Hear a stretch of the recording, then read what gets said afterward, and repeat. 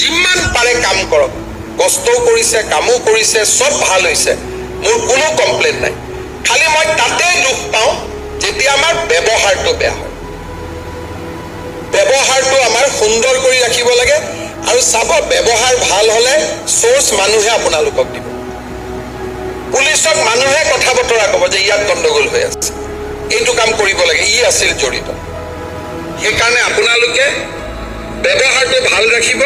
কিন্তু ব্যৱহাৰ ভাল ৰখা মানে গৈ বিহু ফাংচনত গৈ বিহু গান গাব নালাগে, ইমানটোলৈকেও যাব নালাগে।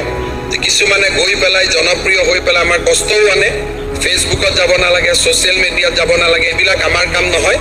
আমাৰ কাম ৰাইজক সেৱা কৰা, সুমধুৰ ব্যৱহাৰ ৰখা, সুন্দৰ কৰি ব্যৱহাৰ ৰখা। কোনোবা যদি বিহু ফাংচনত প্ৰফেচনেলি গান গাব লাগে, এছপিৰ অনুমতি ল'ব, ইউনিফৰ্ম খুলি ধুতি পাঞ্জাবী পৰিৱেশন কৰি ধুনীয়াকৈ সুন্দৰ কৰি গান গাব, কোনো অসুবিধা নাই। কিন্তু ইউনিফৰ্মতে গৈ মাইকটো লৈ যি বিহু আহিলে গান গাব মন যায়, সেইবিলাক কাম আমাৰ দায়িত্ব নহয়। যদি গান গাব লাগে, গান গোৱাটো কোনো আমি অনুমতি দিব ভালেই পাম। অসম আৰক্ষীত যদি ভাল গায়ক আছে, ভাল লিখক আছে, ঔপন্যাসিক আছে, সাহিত্যিক আছে, আমিতো ক'তো বাধা নিদিওঁ।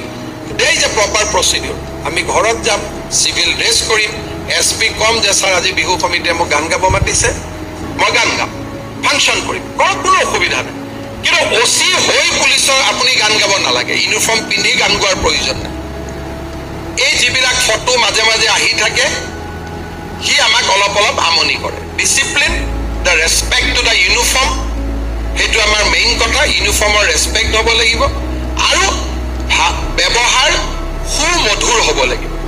আৰু কাম আটাইতকৈ কঠোৰ আৰু শক্তিশালী হ'ব লাগিব।